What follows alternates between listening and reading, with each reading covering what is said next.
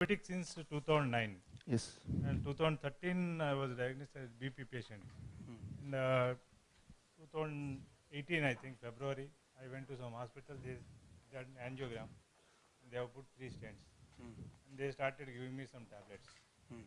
Later I thought, I am using so many tablets. After somehow I could find one of your videos. After going through those videos and again going through some more videos, I understood that what doctor did with me was a fraud on me. So I decided to discontinue all the medicines. I discontinued and started DAP diet. So I am this diet only now. Okay. And now I discontinued all the tablets. I asked the doctor why you have given me that thinner also. What is the technology? You have put some stent. Anyway, blood was going smoothly from the stent before stent also. Now that when it is you have put stent, why blood has to be thinned again? So for this he had no answer. So I said, okay, when they don't have answer, I will find my answer through your videos. So I am on your medicines, this diet only. So, but later in 3rd month, I found that suddenly my sugar levels have increased. Of course, I contacted your office and they have given me, suggested me some other precautionary diet. So now my sugar levels are 184 and 179 only. Okay. That's good. Improvement is there. But my question is, how long I should be on this diet? Yeah. When I will be, can be before 2006. 2009 I was detected as diabetic. So 2008 I was not diabetic. So I want, when I will reach that level again. Here you have to be on diet, or for that matter, I have to be on diet for rest of the life. I will be. Yes. I will be. Yes. But some days if I discontinue, then someday if you discontinue, let's say, for 4-5 days. To answer your question, anybody of this kind of history, if they are able to do it at least for 3 to 4 months sincerely, after that, even if they discontinue for a while, it will not make any difference. Okay. Right? So number one. Number two, once or twice a week, if they are not able to follow it also, for example, you are traveling. Yeah. Even then it will not make any difference. Okay. Right? So this means your body will adapt, your body is cured, but we want to remain cured. So more or less you keep on following, but loosely. Even then it will work. Okay. Okay. Thank you. Thank you. Sir good morning, मैं औरंगाबाद महाराष्ट्र से हूँ। मैं आपका DIP diet बिना mic के बोल दीजिए। DIP diet follow करता हूँ, पर मुझे जो एक प्रॉब्लम है किडनी फंक्शन का, हाँ, किडनी फंक्शन थोड़ा इरेगुलर है और क्रिएटिनिन बढ़े हुआ है। कितना? थोड़ा 6.5 ऐसा हाँ, रहता है। हाँ, तो और पैर पे स्वेलिंग आ जाती है, हाँ, आँखों में स्वेलिंग आ जाती है, पैर पे स्वेलिंग आ जाती है। तो डीआईपी डाइट फॉलो करने से ये कंट्रोल हो सकता है या नहीं? मैं आपको बताता हूँ। कुछ लोग बताते हैं जमीन के नीचे के फल खाने से फास्फेट बढ़ता है, ऐसा कुछ बताते हैं। इसी को और ठीक है, दो सवाल आपका ना। देखिए, इसमें एक इम्पॉर्टेंट बात कि जो सब्जी फल है जमीन के नीचे होंगे, जमीन के ऊपर होंगे, और तो कहीं हो नहीं सकता, राइट? तो कुछ लोगों ने बोला जमीन के नीचे वाला नहीं खाओ, तो कुछ लोगों ने जमीन के ऊपर वाला नहीं खाओ, then you are left with nothing. ठीक है ना? तो वो सब तो बेकार की बात है, लेकिन इंपॉर्टेंट बात है सूजन हो रही है। सूजन हो रही है, this is very important, this means there is a problem clearly. सूजन हो रही है, आपका क्रिएटिनिन 6 बताया आपने ना, तो किडनी की प्रॉब्लम है तो सूजन हो रही है। सूजन जब भी होगी इसका मतलब वाटर रिटेंशन हो रहा है। अब इस वाटर रिटेंशन को भगाएंगे कैसे? उसके लिए या तो डायरेटिक्स देंगे जिससे पानी बाहर बॉडी छोड़ेगा, लेकिन वो रोज देना पड़ेगा, वो कोई ठीक बात है नहीं। डायलिसिस पे जाएंगे, वो भी ठीक बात है नहीं। तो उसके लिए आप याद रखिए, अगर आप फॉर 21 डेज आपने DIP diet minus plate 2 in lunch में प्लेट 2 को अगर माइनस कर पाए आप, only dinner you are having, and that you can do for about 3 weeks. So first 3 days आपकी सूजन चली जाएगी, और 3 वीक्स तक करेंगे तो सूजन वापस नहीं आएगी, और 3 वीक्स के बाद प्लेट 2 जो लंच में हमने माइनस कर दिया था उसको दोबारा इंट्रोड्यूस कर सकते हैं, right? So that is a permanent recovery coming out of this problem of सूजन, है ना? स्वेलिंग की प्रॉब्लम से पूरी तरह बाहर आना। पहले बाहर आ गए कितने दिन में? 3-4 दिन में, लेकिन बाहर रहना भी तो है, इसलिए इसको हमने माइनस रखा प्लेट 2 को for a extended period of 3 weeks, ताकि बॉडी और रिकवरी करना कर ले. Then again you come back to plate two in the lunch also, right. So ऐसे ऐसे होगा और धीरे धीरे आप देखेंगे. हमारे आज वाले दिन में किडनी डाइट है, उसको भी आप देखिए और उस डाइट को करेंगे तो ये रिजल्ट थोड़ा और अच्छे आ जाएंगे. DIP diet minus plate 2 in lunch, that becomes the kidney diet, that becomes the diet to remove the swelling. But और अच्छी तरह से करेंगे, कितने दिन तक करना है उसके लिए शाम को हम देखेंगे. आपने नंबर पे बताइएगा. आई सर गुड मॉर्निंग सर, मैं पंजाब पटियाला से हूँ. 2012 से स्टंटिंग हुई थी, 2 स्टंट पड़े थे जी. उसके लिए तो मेरी बीपी और जो इकोस्प्रिन चल रही है, हाँ, साथ में शुगर भी है. शुगर का भी मैं दवाई ले रहा हूँ और कभी कभी एस्थेमेटिक भी है, मेरा प्रॉब्लम आ जाती है. शुगर जो मेरी 150, 200, 140 रहती है दवाई के साथ. क्या मैं शुगर की दवाई छोड़ सकता हूँ आपकी DIP डाइट पर? शुगर कितना रहता है दवाई के साथ? 150, 200, 150 में मिनिमम 150 रहता है. और जो दवाई चल रही है वो आपने बता ही दिया है कैसे मिनिमाइज करनी है, वो आपके सेशन में देख लेंगे कैसी है. हाँ हाँ, वो चल रही है मेटाफॉर्मन जो भी है इसकी, और दूसरी जड़ी है इकोस्प्रिन चल रही है रात को, सिर्फ रात को लेता हूँ. आज शाम को जैसे मैंने अभी इनको बताया, हार्ट डिजीज का डाइट है, वो डाइट आप लीजिए. राइट, वो डाइट लेंगे तो वो आपके ब्लड शुगर को भी नॉर्मल करेगा. और जैसे जैसे नॉर्मल करेगा तो ऑब्वियसली जो लोग मेडिसिन पे हैं, आप तो मेडिसिन पे ही हैं, जिस दिन आप डाइट लेना शुरू करेंगे from that day you can stop the medicine. Number 1. Number 2, आपने बताया जैसे 150 आपकी ब्लड शुगर रहती है दवाई के साथ. जो नया प्रोटोकॉल आया है कि अगर दवाई के साथ 160 से नीचे आ रहा है आपकी ब्लड शुगर, इसका मतलब दवाई के साथ अगर आपकी ब्लड शुगर 150 160 से नीचे आ रहा है, इसका मतलब वो बहुत नीचे चला गया है, दवाई फटाफट छोड़ दीजिए. ठीक है ना. तो that is a new protocol. मैंने बताया भी था पिछले साल का जो नया प्रोटोकॉल आया ना, वो ये है. तो दवाई तो आपको छोड़ना ही है बिकॉज वो ज़्यादा ही नीचे आ गया.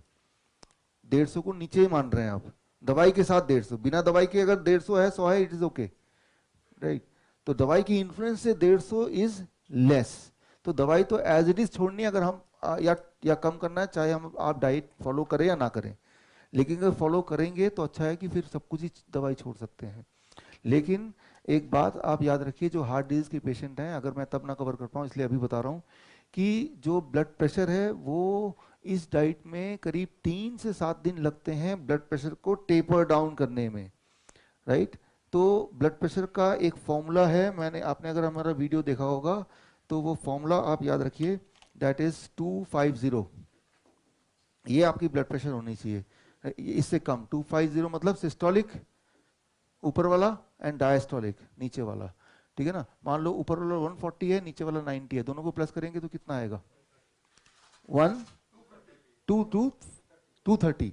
230 इससे कम है ना, यानी कि आपका ब्लड प्रेशर ठीक है. कैसे पता चलेगा ब्लड प्रेशर नॉर्मल है? ये और ये प्लस कर लिया, क्या इससे कम है? है, तो ब्लड प्रेशर ठीक है. तो आप देखेंगे वो जब भी आप ब्लड प्रेशर मेजर करते हैं इससे कम होना चाहिए. अभी तो कम होगा क्योंकि दवाई ले रहे हैं. 1 हफ्ते बाद दवाई छोड़िए, 2 दिन बाद चेक कीजिए, क्योंकि 2 दिन के अंदर दवाई का मैक्सिमम पार्ट बॉडी से निकल जाएगा. आपको याद है ना, मैं डे 1 में बताया था बॉडी में दवाई रहती है 1 दिन 2 दिन 3 दिन, है ना, रहती है ना थोड़ी. तो निकल जाने के बाद आप चेक करेंगे और तब भी रिजल्ट इससे कम आ रहा है, इसका मतलब छोड़ दिया तो तब भी आपका ब्लड प्रेशर नॉर्मल रह रहा है, तो ठीक है, ठीक किया छोड़ के. तो मतलब ये ब्लड प्रेशर वाले केस में आपको कैलकुलेट करना पड़ेगा. जो डायबिटिक पेशेंट है वो जूस ले सकते हैं? हाँ आपने कहा कॉन्स्टिपेशन के लिए हाँ, कैसे ले सकते हैं बता रहा हूँ. डायबिटीज पेशेंट जूस ले सकते हैं. आंसर इज यस और नो. यस ले सकते हैं, पहली बात तो ये हो गई. अब कैसे ले सकते हैं? जैसे गन्ने का जूस ले सकते हैं, कोई पूछेगा. हाँ ले सकते हैं. मैं सिर्फ इतना ही बोलता हूँ कि अगर गन्ना खाते वक्त जितना टाइम आप लगा रहे थे ना, जूस पीते वक्त उतना टाइम ही लगाइए. ठीक है ना, तो जूस ले सकते हैं. हाँ। लेकिन इसमें एक और चीज है कि जो डायबिटीज के पेशेंट नहीं भी हैं, तो वो भी जूस अगर आप फटाफट पी लेंगे पानी की तरह, तो वो जूस का फायदा नहीं होगा, वो कुछ ना कुछ नुकसान ही करेगा. लेकिन जो ट्रैवलिंग स्पीड है बॉडी में फूड की, ये ट्रैवलिंग स्पीड कैसे काम करती है, उसकी क्या इंपॉर्टेंस है, वो आज के उसका पार्ट है. मैं डायबिटिक हूँ 5-6 साल से।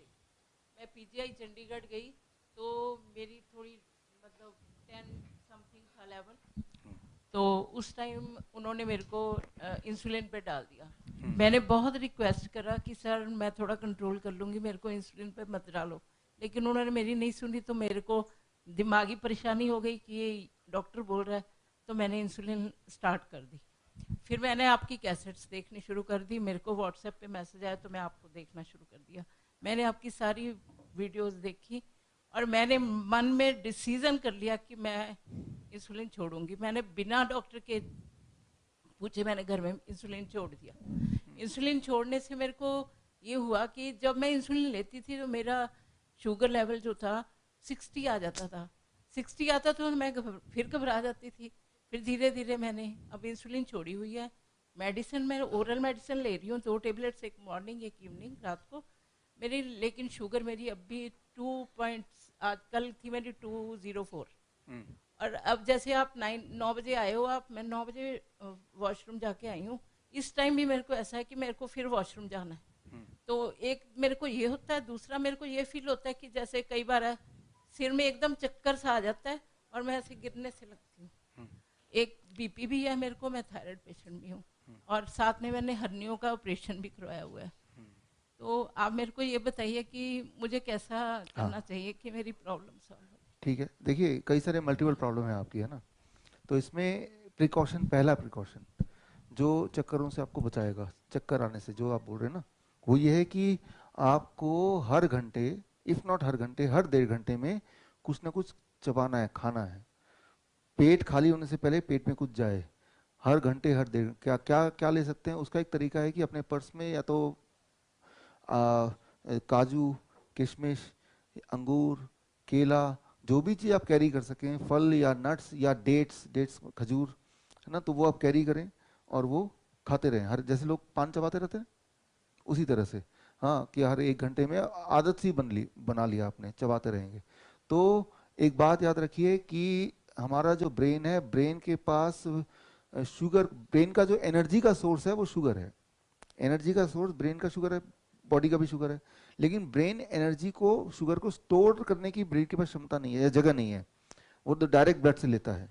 तो आप शुगर पहुंचाते रहेंगे हर थोड़ी थोड़ी देर बाद, तो ये चक्कर आने बंद हो जाएंगे, पहली बात।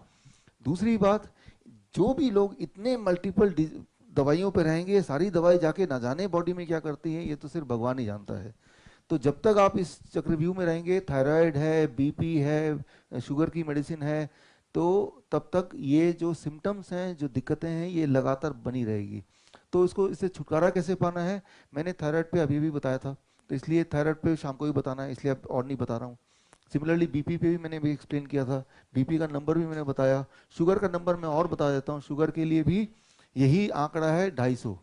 खाना खाने के 2 घंटे बाद शुगर चेक करेंगे, अगर इससे नीचे आता है mg/डेसीलीटर, यानी कि आपकी शुगर नॉर्मल है। आपने बोला शुगर है 204, हाँ, लेकिन ये दवाई के साथ है ना।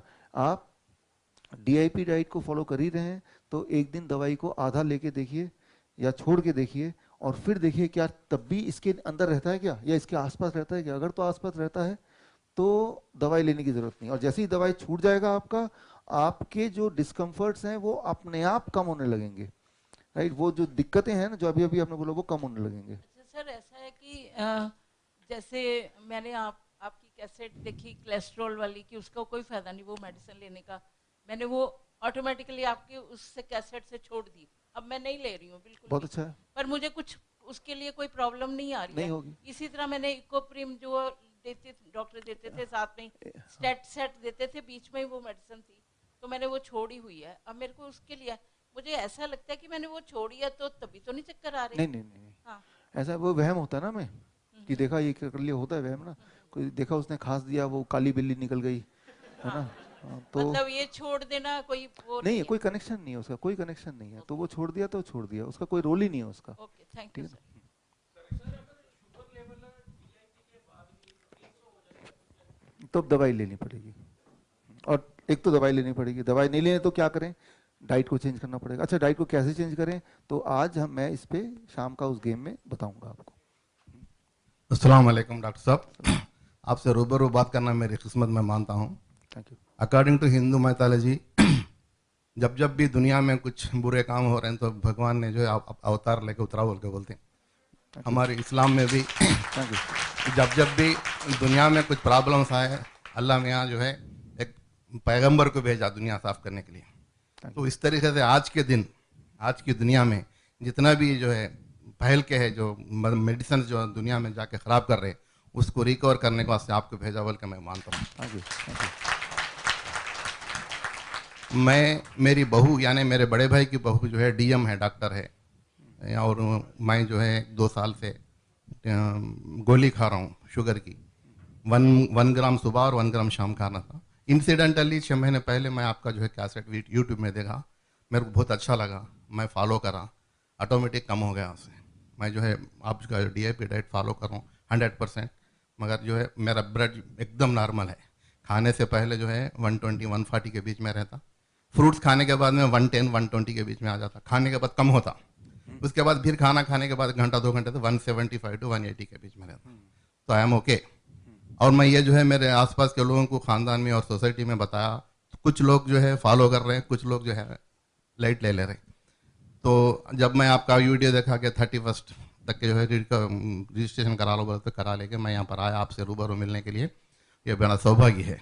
मेरा आप क्वेश्चन ये है कि एक लड़की है 24-25 ईयर्स की, उसके मुंह पे जो है कीलियाँ बहुत हो रहे हैं, पिंपल्स इतने बड़े हो रहे हैं कि अंदर से गड्ढा बन के फूट के उसके अंदर से जो है जैसा गड्ढे में से पीप निकलता वैसा निकल रहा, और मुंह पे पूरे होते हैं और जिस्म पे भी जो है पूरे जो है धब्बे आ रहे हैं कीलियों के। तो इसका इलाज कुछ है क्या आपके पास? हाँ। और एक जो है किलॉइड्स जो होते हैं ना, फोड़ा लगा, कुछ जख्म हो गया वुंडेड में, किलाइट्स यू नो, तो वो कैसे कम होता? 1-2 चीज़ों में। ओके, देखिए पहले क्वेश्चन का पहले आंसर देता हूँ। DIP diet plus lot of sunlight, धूप बहुत सारा, कितना बहुत सारा होता है? 1 घंटा अगर डायरेक्ट एक्सपोजर मिलेगा और ऐसा मिलते हुए अगर 3 से 4 हफ्ते हो सकते हैं तो ये प्रॉब्लम जा सकती है। और तब भी नहीं जाती तो वो फिर वो गेम में है। मैं ब्रीफ में बता रहा हूँ, नीम के पानी से नहाना साथ में, और साथ में इम्पॉर्टेंट है जो हम यूज़ करते हैं साबुन, ज़्यादातर लोग इंक्लूडिंग मी अगर यूज़ करेंगे तो कोई फ़र्क नहीं पड़ता, लेकिन कुछ लोगों का स्किन सेंसिटिव है तो उनको वो केमिकल साबुन नहीं यूज़ करना है, फिर उनको साबुन घर पे बनाना है। घर पे बनाने की विधि वो मैं आपको मेल कर सकता हूँ, आप फीडबैक फॉर्म में अगर लिख देंगे तो मैं आपको मेल कर दूंगा, ठीक है ना। तो मैंने बताया था आपको कि एलर्जी होती है, तो एलर्जी सिर्फ खाने से नहीं होती, कुछ चीज़ों को लगाने से भी होती है, ये तो आपको पता ही है। तो इस केस में देखना पड़ेगा कि किससे हो रही है, राइट। तो स्टार्ट करना है DIP डाइट से, असर नहीं हो रहा, साथ में सनलाइट वेरी वेरी इंपॉर्टेंट, साथ में नीम का, और फाइनली साथ में केमिकल फ्री करने का। लेकिन ये है कि इम्पॉर्टेंट है कि ऐसा करेंगे तो कोई बड़ी बात नहीं, it will take 1 month time, it will go, right. And second question आपका वुंड हीलिंग का था। किलाइट्स जो होता ना, किलाइट्स, वो एक्चुअली क्या हो गया, मेरे मिसेस का पैर जल गया सर, वो एकदम क्या बोलते गैस का पाइप बस्ट होके पैर पे लग गया, एकदम जल गया। तो उसको जो है वो उसको रिकवर हो गया, वो पूरा किलाइड बन के इतना मोटा चमड़ा हो गया, मोटा किलाइड्स बन गया। वहाँ पे जो है खड़े के 1 घंटा काम करने तो बहुत प्रॉब्लम्स हो रहे हैं उसको, 1 घंटा खड़े के काम नहीं कर सकते, उसमें जलन होते रहती। तो उसको कम करने के लिए हैदराबाद में बहुत दवाखाने इधर उधर फिरे, तो कहीं भी जो है उसका इलाज नहीं हो सका। वो लोग जो है वो कुछ पट्टी दिए, वो बरने ये बने, तो भी that is not permanent solution. तो उसको कुछ किलाइट्स कम करने के लिए कुछ उसको ऐसा ना कि अभी बात कर रहे थे पहले भी, कि जब भी कोई बॉडी के साथ एक्सीडेंट होता है तो डैमेज जो होता है that is something which is going to take longer time, ये तो हमें मानना ही है, राइट। वो long time means it may take 9 months, it may take 1 year to recover from that. कोई भी डैमेज होगा, हाथ टूट जाएगा, आपके स्पाइन की प्रॉब्लम बताया आपका, इस केस में ऐसे होता है। तो मेरा ये बोलना है इस केस के लिए, डोंट इंटरफेयर एनी मोर, पट्टी लगा के या कोई लोशन लगा के, don't interfere any more, try to keep it near the sunlight, try to eat DIP kind of diet, nutrition जाएगा, न्यूट्रिशन वहाँ पहुँचेगा, let the immunity work to recover. Immunity थोड़ा तो सूख गया सर, थोड़ा सूख गया, वुंड है कंप्लीट कंप्लीट हो गया, चमड़ा आ गया, तो वो जो आ रहा किलाइड बन के आ गया, तो वो it will go on its own, that is a part of the whole healing system. Okay, तो उसको हम छेड़ना नहीं है, let it go on its own, तब तक हमें केयरफुल रहना है और डैमेज ना हो उसका ध्यान रखना है। That's all. Thank you sir. Doctor साहब, मैं समझती हूँ भगवान की सबसे बड़ी ग्रेस है कि उन्होंने मुझे आप तक पहुँचाया. I am deeply thankful to you. मेरा कोई स्पेसिफिक प्रश्न नहीं है क्योंकि इन सब के प्रश्न से मेरे बहुत से प्रश्न आंसर हो रहे हैं. Thank you. I pass on the mic. मेरा भी कोई क्वेश्चन नहीं है, बस आपको धन्यवाद देना चाहते हैं.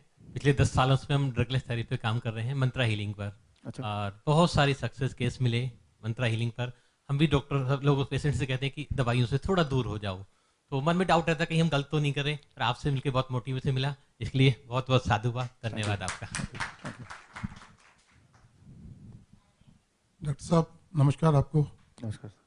एक तो जब मैं कल यहाँ से गया था वो काफ़ी लोगों ने मुझसे एक तो चश्मे की एक्सरसाइज के लिए पूछा. मैंने कहा जी मैं आपको कितने लोगों को कैसे एक्सप्लेन करूँगा, अगर आपको टाइम मिले तो वहाँ पर थोड़ा सा उसको एक्सप्लेन कर दीजिएगा कि चश्मा का नंबर कैसे उतरेगा. ठीक है, मेरा उतर गया, मैं खाली फैशन के लिए लगाता हूँ वैसे लगा लेता हूँ. अच्छा नहीं लगता, वाइफ कहती है अच्छे नहीं लगते बिना चश्मा लगाओ. मैं भी यहाँ रखता हूँ. और दूसरा एक मैंने वो गोलियाँ बीपी की गोली छूट गई बिल्कुल. एक वो आपने ब्लड थिनर की गोली बताई थी वो भी छोड़ दी है मैंने. तो ब्लड थिनर का कहीं उसका चेक करवाना पड़ेगा या छोड़ दिए तो छोड़ दिए? नहीं, चेक करने की जरूरत नहीं. ब्लड जरूरत नहीं है. हाँ, बिल्कुल भी नहीं. क्योंकि मैं साहब DIP डाइट और उस पर मसूल रह रहा हूँ. बस मुझे वो इंसुलिन की प्रॉब्लम है, वो उसको कम करना चाहता हूँ. छोड़ दिया था बीच में इंसुलिन भी. हाँ, लेकिन हाँ बताए बिल्कुल छोड़ दिया था. तो मैं बराबर में इधर उधर वो सब गोलियां, मेरे CGHS गवर्नमेंट एम्प्लॉई रहा हूँ, रिटायर हुआ हूँ वहाँ से दूरदर्शन दिल्ली से. तो वो मुझे फ्री मिल जाता है वहाँ से. और डॉक्टर को कहो ये हो गया तो वो एक के साथ दो. आपने वो एक टूल बताया था कि हाइपर की लोगे तो ब्लड आ जाएगा, ब्लड की लोगे तो कोलेस्ट्रॉल आ जाएगा. वो आपका एक देखा था मैंने मेथड उसके अंदर. तो वो दे देता हूँ ला करके लोगों के लिए. तो वो है उसके ब्लड थिनर के लिए कोई चेक कराने की जरूरत नहीं है. उसकी कोई चेक करने की जरूरत है ना. ना ना ना कुछ नहीं है, कहीं नहीं, कुछ जरूरत नहीं है. वो तो ऐसे ही दे दिया था आपने. अच्छा अच्छा, ठीक है ठीक है ठीक है, बस इतना ही था. Okay okay okay, so nice of you. Ah, yeah. Yes. Those who have asked. Yes. No, let's not take any more minute. Carry on. Hello, sir. Sir, I want to know about Down's phenomenon and sugar spike. Are they normal? If not normal, how to make it normal? And second is, if a person is diabetic and DIP diet, completely following the DIP diet, and if he is going to regularly to the gym and want to build his muscle and hard workout, so does this DIP diet is enough for him, or he should need some extra nutrition for the building of the muscle and everything? Okay, I choose to answer your second question. Each one of them decide to ask one question. एक round हो जाए ताकि पूरा. तो let me answer the second question first. Okay, फिर time मिलेगा तो first question का आंसर देंगे. देखिए, DIP डाइट क्या करेगा आपके लिए? जो लोग स्पोर्ट्स में उनके लिए आसान होगा. जिस दिन शुरू किया, मान लो जो लोग अभी शुरू नहीं किए, तो जो लोग जिम ऑलरेडी जाते हैं तो उनको ये एग्जैक्टली पता होता है कि वो कितना लिफ्ट कर सकते हैं वेट और उसके बाद कितने रेपिटेशन मार सकते हैं. उनको पता होता है. जो लोग क्योंकि वो रोज उसको मेजर करते हैं. एक महीने में अब क्या उससे ज़्यादा कर पा रहे हैं या कम कर पा रहे हैं? तो मोस्टली आप देखेंगे हमेशा वो ज़्यादा कर पाएंगे. एनर्जी लेवल बढ़ जाता है, स्टेमिना बढ़ जाती है, ताकत बढ़ जाती है. लेकिन अब आते हैं कि किसी को बॉडी बिल्ड करना है कि मसल्स ऐसे दिखने चाहिए, वो DIP डाइट से नहीं होगा. ठीक है ना. तो ये क्या है कि ये डाइट जो है बॉडी को लीन रखती है और स्ट्रेंथ देती है. लेकिन बॉडी अगर एक पर्टिकुलर इमेजिन कर रहे हैं कि वो ऐसा ही होना चाहिए, वो तो DIP डाइट से नहीं होगा. राइट. क्योंकि ह्यूमन बॉडी है, इसको कैसा बनना है वो बॉडी के अंदर मैकेनिज्म में वही डिसाइड करता है. But anything artificial then you have to take something. जो लोग हार्मोनल लेते हैं और स्टीरॉयड लेते हैं, बट वो तो बहुत ज़्यादा डैमेजिंग है. मैंने कल बताया था, मैं आपको बता देता हूँ इस बैच में भी. जो लोग ऐसा करते हैं, आप देखिए बड़े बड़े नाम जो हैं, जो लोग बॉडी बिल्डिंग के नाम में जाने जाते हैं, आर्नोल्ड शिवासनिगर है या मोहम्मद अली थे, उनके आखिरी के 30-40 साल अगर उनकी निजी ज़िंदगी देखेंगे, वो इतने बीमार हैं, इतनी सर्जरी हो चुकी है. जब भी वो मीडिया के सामने आते हैं तो सिर्फ दूर से दिखता है कि वो ठीक लग रहे हैं, but actually they are very very sick. Muhammad Ali आपको पता है 40 साल उन्होंने कितनी सारी बीमारियों से, उनका आधा टाइम जिंदगी का बीमारी रहे वो. तो वो सब चीज़ें नहीं करनी चाहिए हमें. और let the body decide. Strength बढ़ जाएगी, स्टेमिना बढ़ जाएगी, लेकिन हाँ मसल्स वैसे दिखेंगे नहीं. मेरे तो नहीं दिख रहे, तो शायद आपके भी नहीं दिखेंगे. Next sir, under your guidance we are dealing the under your